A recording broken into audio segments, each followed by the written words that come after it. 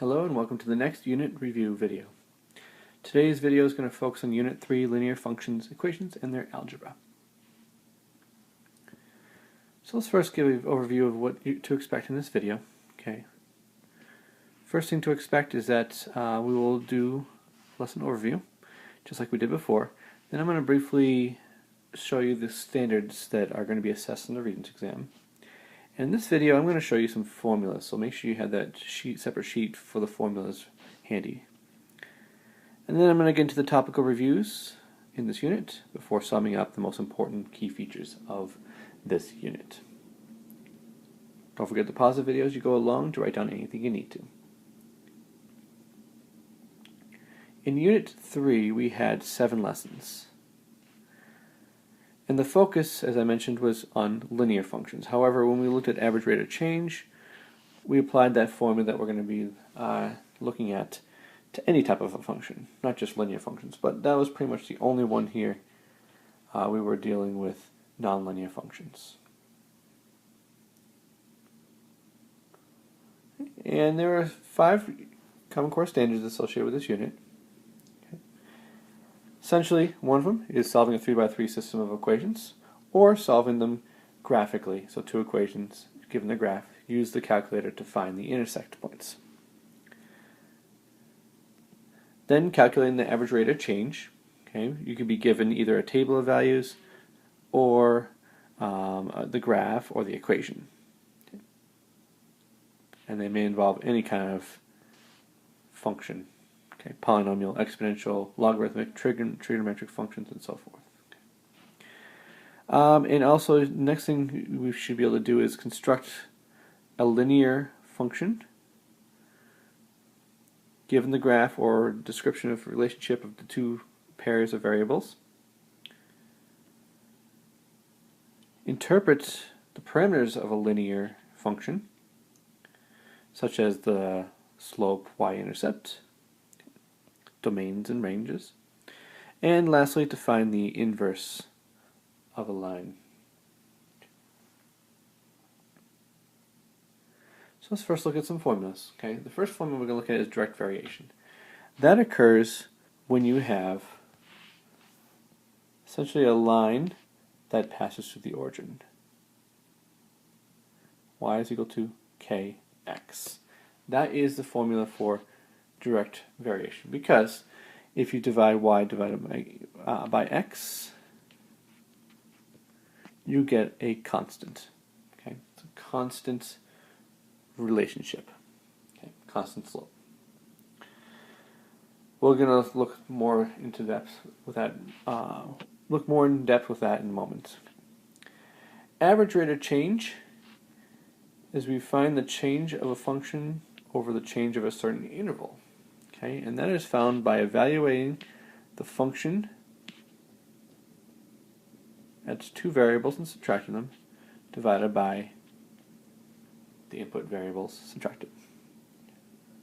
So this is the rate of change formula.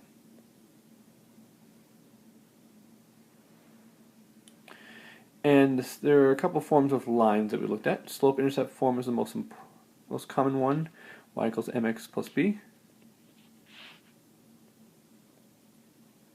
And point-slope form we saw in geometry and also this year. That's where we have y minus k equals m parentheses x minus h. Now note with the point-slope form, you might see it written as y minus y1 is equal to m times x minus x1.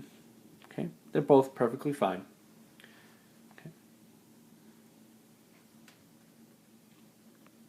Let's look at some topical reviews. Direct variation. So examples of direct variation. So that's the formula, as was mentioned, is y equals kx. So examples of direct variation would be something like this. Y equals 7x. Y equals 1/2 x. Or maybe y equals something like maybe radical 5x. Some number times x.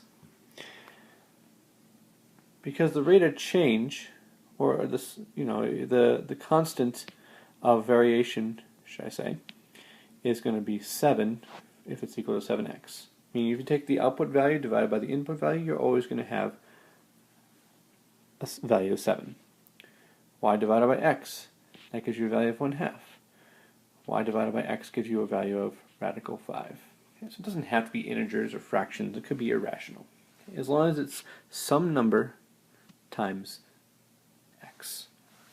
So some examples that are not direct variation are whenever you have something where you have in y slope-intercept form where you have a y-intercept other than 0. So for instance, y equals 3x plus 2 is not a direct relationship, okay? Because you cannot get a constant when you do y divided by x. That does not equal some kind of constant.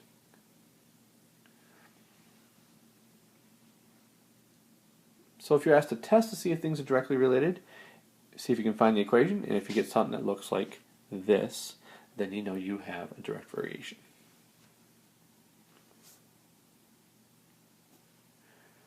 Let's look at the rate of change formula. Okay, so again, we have a formula, let me write this again, delta f over delta x, change of x over change of f over change of x is going to be f of b minus f of a over b minus a. So we already wrote that formula down. Okay. So let's just say, for instance, that we have a function, f of x equals, let's say, x squared minus 4x. I want to know what is the rate of change for the interval -1 is less than or equal to x is less than or equal to 6. What I'm going to do in that case is I'm going to evaluate the function at -1 and I'm going to evaluate the function at 6. Now note, I'm giving a function in terms of an equation, but you could also be given a graph or a table, and from those you should be able to find out the evaluation of those functions by examining them. Okay, but function in the equation form is most common form. So just plug in -1.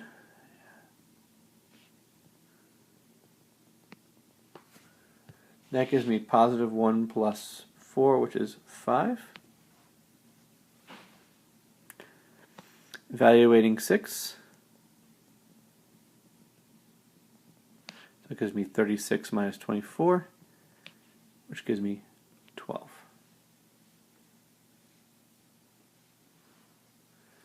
Okay, so if I'm going to find the average rate of change of this function over that interval from -1 to 6, I'm going to take my f of, and this is my a, this is my b, okay, -1 is my a, 6 is my b, f of 6 minus f of -1 all over 6 minus 1, minus -1, so it becomes plus 1. So I get 12 minus 5 over 7, 7 over 7, so the average rate of change here is 1. Okay, that's just an example of doing the average rate of change. Now, with this unit, we're focusing on linear functions. So what's really important to note is that for linear functions, the rate of change is constant.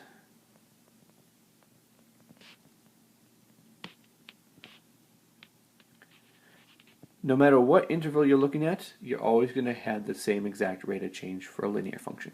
For any other type of function, absolute value, square root, radical, polynomial, trig functions, you're going to have different rates of changes for different intervals.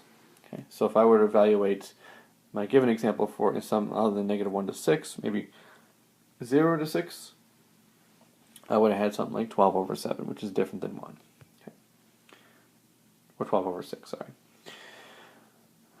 Okay, pause the video, write down anything you need to before going on to the next slide.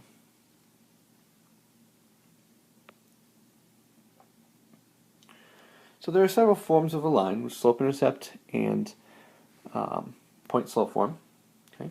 Given a line, given a point and a slope on the line, say we're given the point 5, 7, and we're given the slope of the line is -2/3, we're going to be using the point-slope form because that's what we're given, a point and a slope. So recall This is the point-slope form.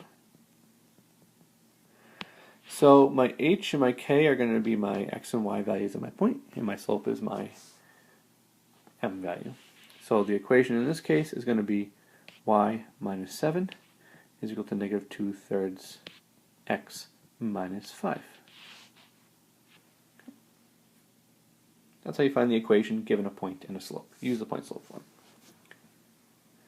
Now you may be asked to find the equation of a line parallel to a given line or perpendicular to a given line. What you really need to know is the slope of the original line.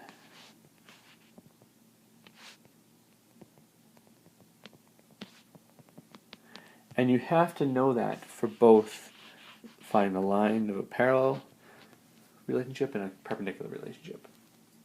So you need to know it for both of those. Because parallel lines have equal slopes.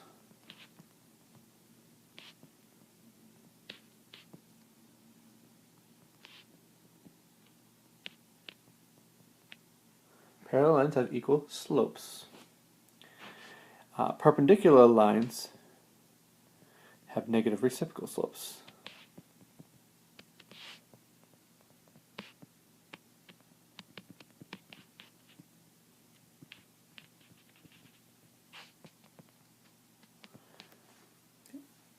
So I'm going to use the same example that I had up above with the 5, 7, and negative 2/3. Let's say I want to find the line parallel that goes through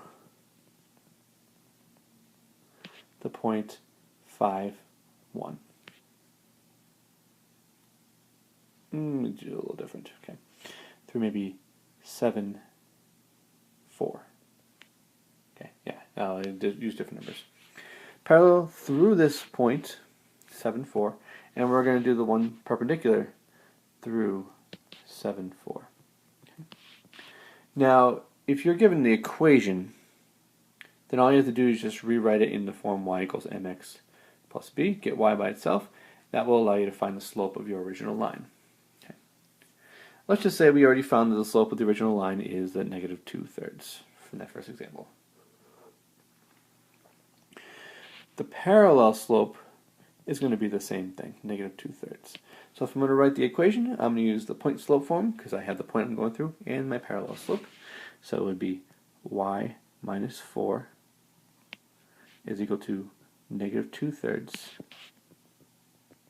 x minus 7.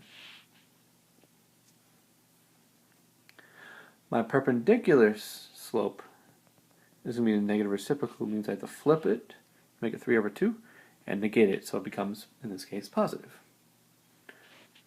Again, I have a point and a slope, so I'm going to use the point slope form, so y minus 4 is equal to 3/2 x minus 7. Okay, and that's how you find the equations of parallel and perpendicular lines. Find the equation of find the slope of the original line, and then use the point slope form.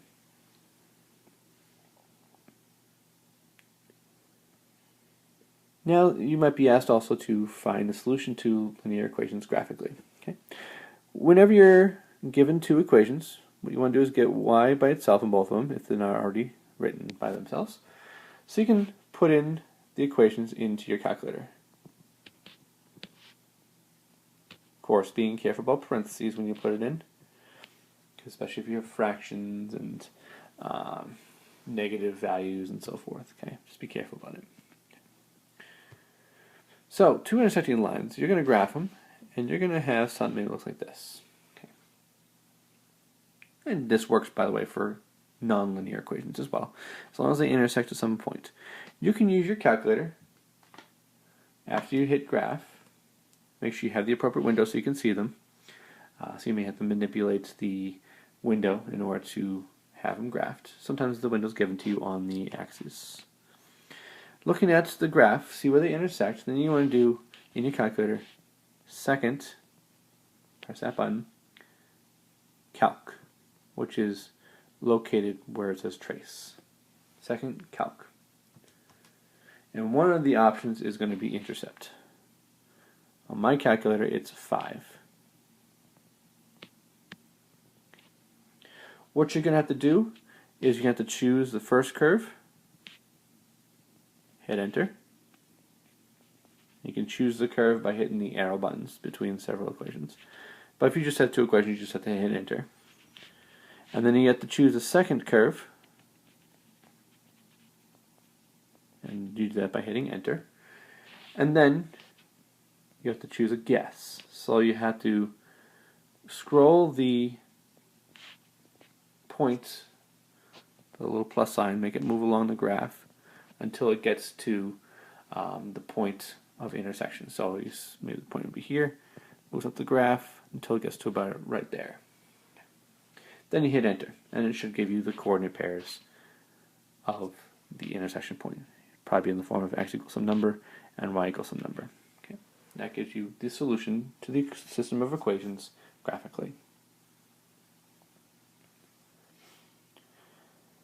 Now if you want to find the interval of x values for one equation between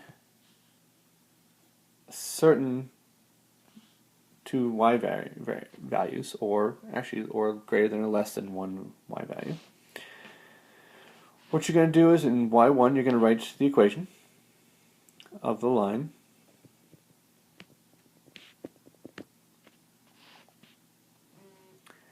And what you could do is in y2 and y3 write the value of the two y values you want to be between. Say you want to be between 6 and 10. So I would put y2 is 6, y3 is 10. And it'll graph both those. And say you want to know the values between those two outputs. So what values of x give you all the values between those two outputs? You're going to do the exact same thing as up above. Second calc, intercept, first curve, second curve, guess. First curve will be your y1, but second curve, you'll have to, maybe for the second intersection point, use the up and down arrows, or the left and right arrows, in order to get to, on the top of the window it should say y1, y equals 2, and so forth. Okay, that allows you to choose the equation that you want. Okay? And then you will get your 2 points. Okay, so you'll have to do it twice. Once for that intersection, once for the second intersection, and then I'll give you 2 x values.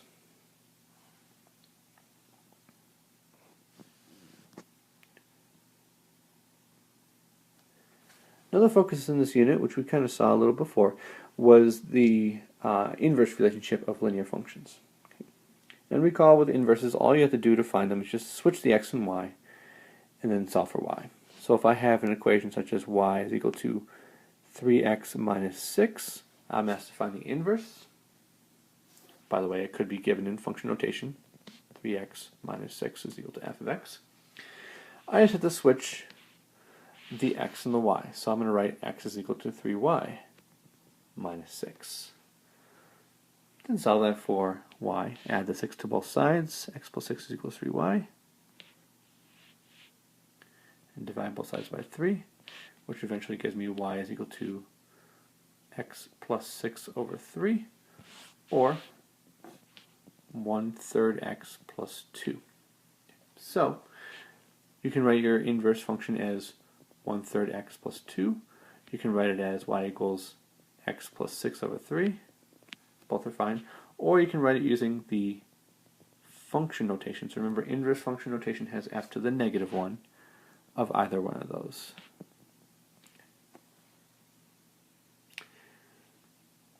Now, for most lines, you're going to have an inverse function as a line that is also a function. Okay, there's only one case really where you don't have a function. And recall that in order for it to have an inverse function, it needs to be 1-to-1.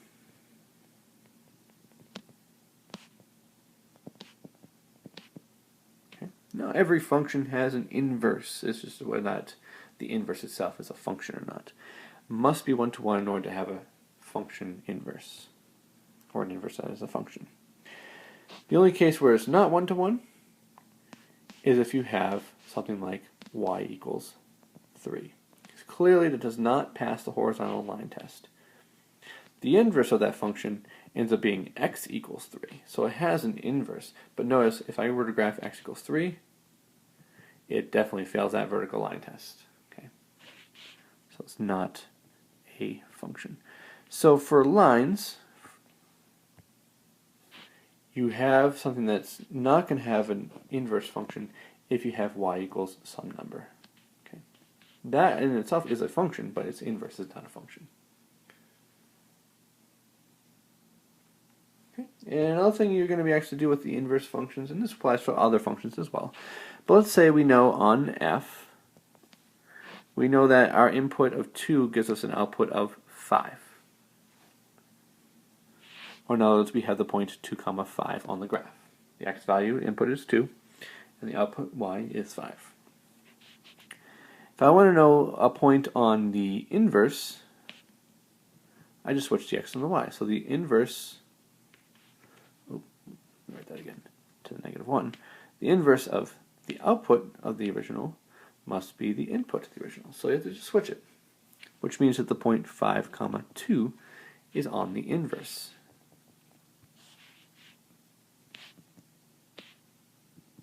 Okay. So you just got to switch the x and y coordinates. So if you have the point 6, -1, that means that -1, 6 is on the inverse.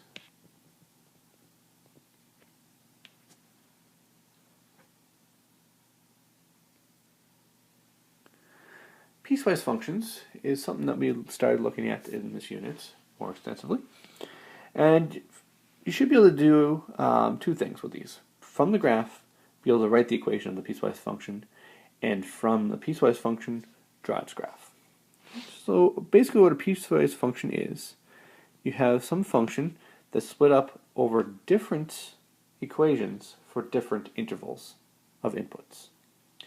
So you could see something like this. 3x plus 5 is one equation.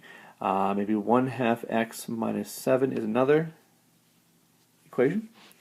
And maybe -3/4 x plus 7 is another one. Now, to make it a function, you can only have one output for each input in order to be a function. So, you have to encounter elements of the domain that do not repeat. So, for instance, this 3x plus 5 might be used for the domain x is less than -5. The 1/2 x minus 7 might be all the values from -5, including -5, all the way up to maybe 3.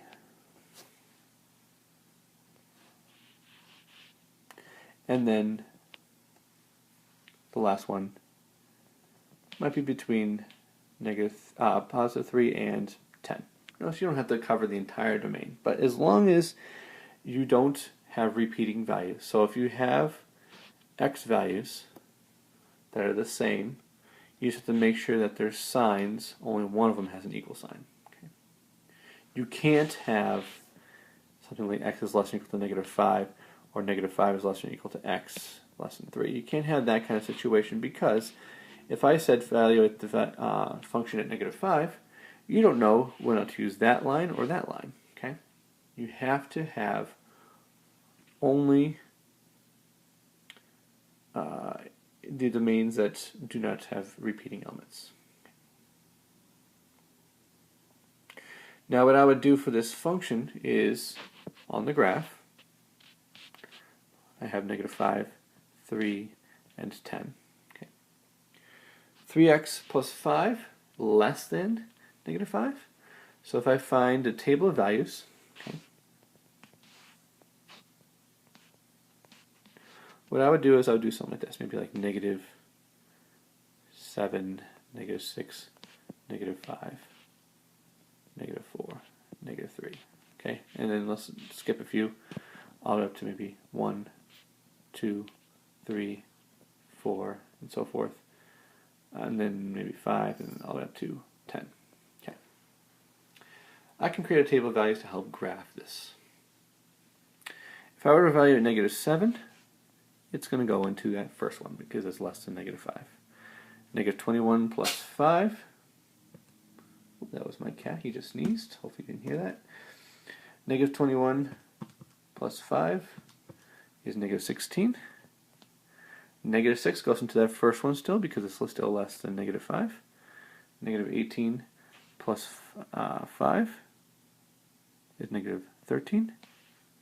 Now negative 5 only will go into the 1/2 x minus 7.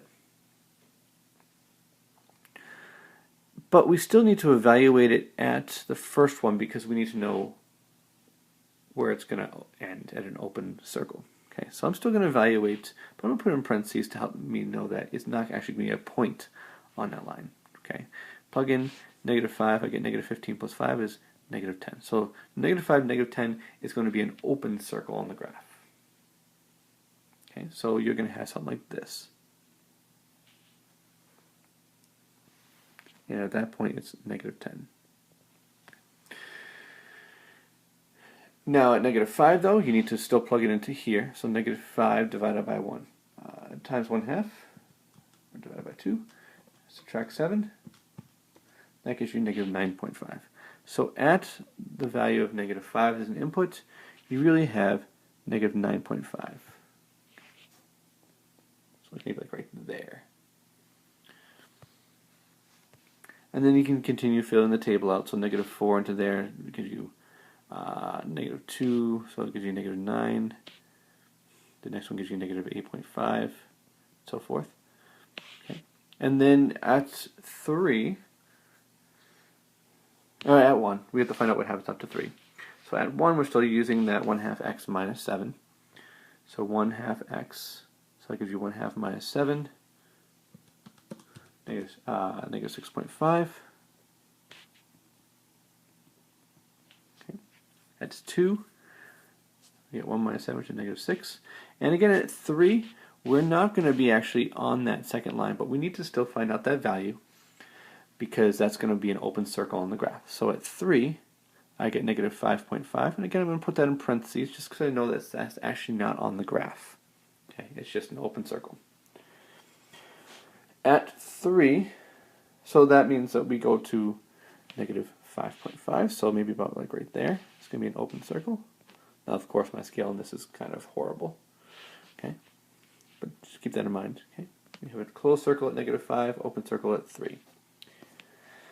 Now, for the remainder of the graph, it's going to be between 3 and 10, including both those values. So we have to find the value at 3. We're going to plug it into here. So 3/4 of negative 3 plus a 7 gives us 4.75. Now, at 4, that gives me a value of 4. Okay, and if I were to go all the way up to, notice if I did 5, negative 3 times 5 divided by 4 plus 7, that gives me 3.25. Go all the way up to 10, negative 3 times 10 divided by 4 plus 7 gives me negative 0.5. So that means at 3, I'm going to start all the way up at 4.5, or 4.75. It's going to be a closed circle. And I'm going to go down to negative 0.5. It's going to be a closed circle as well because it is equal to in the domain. And this is my graph of my inverse function. And of course I would label the axes as f of x and x because I'm giving it in terms of f of x. Okay. So given a piecewise function, this equation, you should be able to graph it. Now if you're given the graph of a piecewise function, so let me clear all this off. Let's say I'm given the graph. Okay. I'm given the graph of maybe g of x, and I'm given something that looks like this.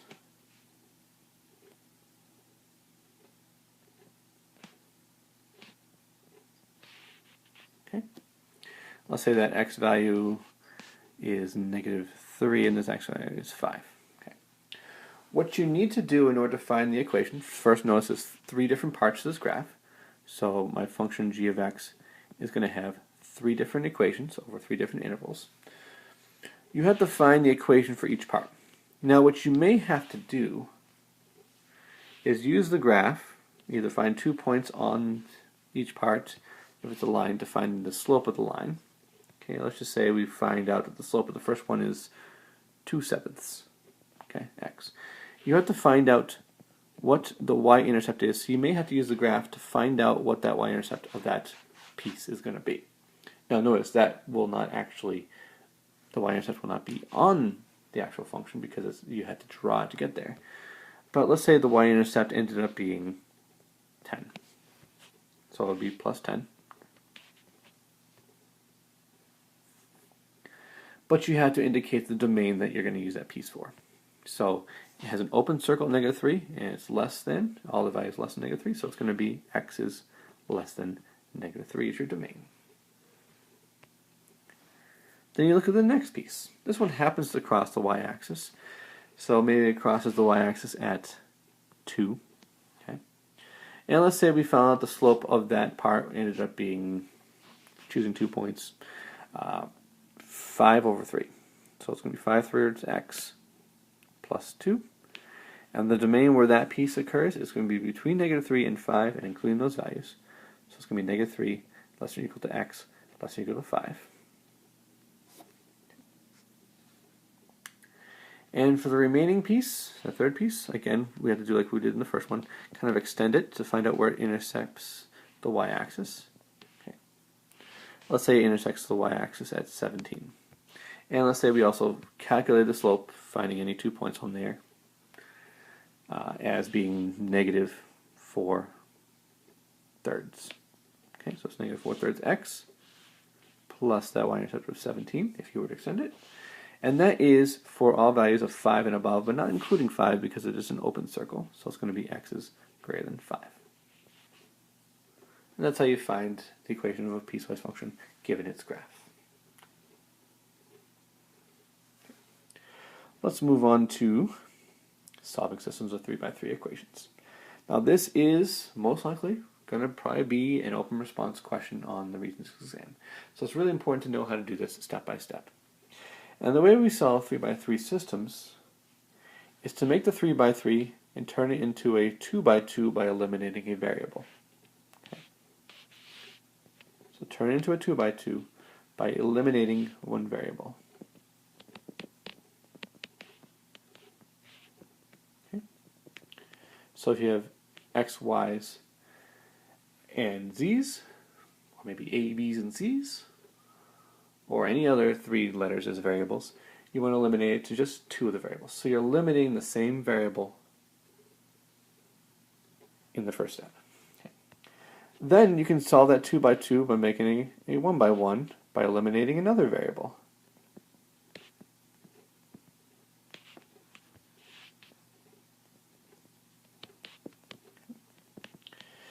And what that does is it gives you just one variable with one equation that you can solve for that variable. Then what you do is you use that solution to go back to one of the 2x2 equations to solve for the second variable. And you're going to use those 2 solutions that you got into one of the 3x3 equations to solve for the third variable. And there you have your answer. Okay? So eliminate a 3x3 to a 2x2, 2x2 to a 1x1, and then you're going to kind of work your way backwards to find the solutions to the variables. Okay. So even though we're calling these variables, there's only one value that will work for all of them. Okay. But we just don't know what they are. So, solving a system of equations. The easiest way to do this is to start labeling your equations. Okay. I have 3 equations, so I'm going to label them as A, B, and, not B again, and C. If I label them A, B, and C, what I want to do is I want to find the easiest variable to eliminate. If I look at the x variables, the coefficients of the x variables, I have 3, 4, and 4. They're all positive, all the same sign, and they're all kind of strange numbers. Okay, there's no easy way to multiply one equation to eliminate with the other one. I had to do it with fractions. I could multiply a by -4 and b by 3. That will give me -12 and +12, which will cancel. But that's a little bit of work. Okay, so let's not worry about that. If I'm looking at the z variables, okay, I start seeing some opposite signs, because it's better to see opposite signs because you can multiply by just positive integers, keep all the signs, and then eliminate that way. But I noticed that there's 3 different numbers. A 1 in equation C, a negative 2 in equation A, and a 3. So I'd have to be multiplying by several things. So that's a little bit easier to deal with. You could do the z's if you wanted to. What I'm noticing with the y's is I have opposite variables, and I have just two numbers to deal with. So that's going to be the easiest way to eliminate a variable. So eliminate the y's in this case. To eliminate the y's, what I'm first noticing is if I look at equation A and equation C, I notice I have a plus y and a minus y. So if I just add those two equations as they are, they will eliminate the y's. So the first step I'm going to do, and I'm going to organize my work in a nice, neat way. So as you see this, I would suggest you eliminate that you show your work in a similar way. Identify the two equations you're going to be adding together. So I'm going to be adding A and C, and rewrite them. So I'm going to do 3x plus y minus 2z is equal to 12. I'm going to have to write that z a little better. 2z equals 12. I'm going to write equation C, which is 4x minus y plus z is equal to 3. And I'm going to add those together. If you can, it's always better to add than subtract because you have to be careful about signs. Okay. So let's add these. Add the 3x and the 4x, that gives me 7x. Add the y's, they cancel. Negative 2z plus z gives me negative z is equal to 12 plus 3, which is 15. Now I eliminated the variables to create one equation, but I have to have a system of 2 by 2, so I need another equation. So I'm going to choose another pairing. I already did A and C, so it's the other options that we have are A and B, or B and C. Okay, those are the two options that we have. Now I'm looking at this, and I'm saying, well, A is positive, and B is negative. So if I look at those two, I just have to multiply one of them by a constant and keep all the same signs and add them together. If I were to choose B and C to eliminate the y's, maybe I have to eliminate the same variable, you would have to multiply by a negative in one of the equations. Okay, so A and B looks like the best way. And if I multiply A by 2, that gives me a 2y. So what I'm going to do is I'm going to do 2A plus B. Okay, I'm indicating what I'm doing with the equations, 2A plus B. So I have to multiply all the terms in equation A by 2. That gives me 6x plus 2y minus 4z equals 24. And then I'm going to combine that with equation B, which is just 4x minus 2y plus 3z minus 3. Okay, let's add those together. That gives me 10x, the y's cancel, minus z is equal to 21. This gives me a system of 2 by 2 equations. Okay, so this 3 by 3 essentially became into 2 by 2 with the equations 7x minus z equals 15 and 10x minus z is equal to 21. So the system of 3 by 3 became a system of 2 by 2. Now let's solve this for either x or z. You want to use the same strategy, find out the one that's going to be easier to eliminate, and notice the x variables, you have different numbers. The z variables have the same number, even though they have the same sign, you can still eliminate those. It's probably the easiest to eliminate. So I'm going to label those two equations as D and E. Okay. Now I have to eliminate one of the variables. In this case, I'm choosing to eliminate the z's. And I can do that by subtracting them. So I'm going to do D minus E. Notice you kind of think about this as D plus negative 1 times E. Okay, and if you want to do it that way, that's probably the easiest way to do it, to keep it consistent with addition. So I'm going to multiply everything in E by negative 1 to change all the signs. So I have D, which is 7x, minus z equals 15. E, I'm going to multiply by negative 1, which gives me negative 10x plus z is equal to negative 21. And now let's add them. 7x minus 10x gives me negative 3x. The z's cancel. 15 minus 21 gives me negative 6. And notice now I have my 2 by 2 became a system of 1 by 1. Negative 3x equals negative 6. One equation, one variable. And that's something that I can solve. Okay, if I divide both sides by negative 3, I get my x value must be 2. There's one solution. Now, to solve for the next variable, I'm going to go back into my 2 by 2's, choose one that's going to be easy to work with. They're both equal difficulty, so it doesn't really matter which one I choose. I'm going to choose the 7x minus z equals 15. Okay, so I'm going to rewrite that. 7x minus z is equal to 15. Now I know my x value has to be 2, so I can plug that in for x. So 7 times 2 minus z is equal to 15. Again, we have one variable. 14 minus z is equal to 15. Subtract the 14, negative z is equal to 1. Divide by negative 1, z must be negative 1.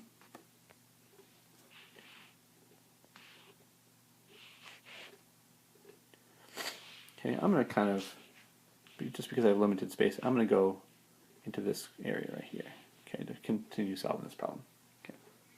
Now I have z is negative 1, and I have x is 2. I just have to find out what y is. And I'm going to choose one of the equations in the original problem.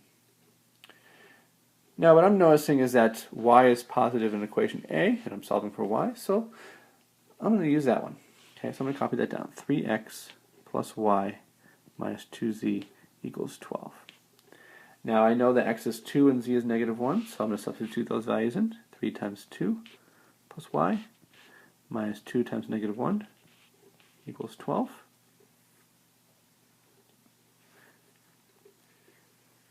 Alright, and let's continue solving this by reducing the terms.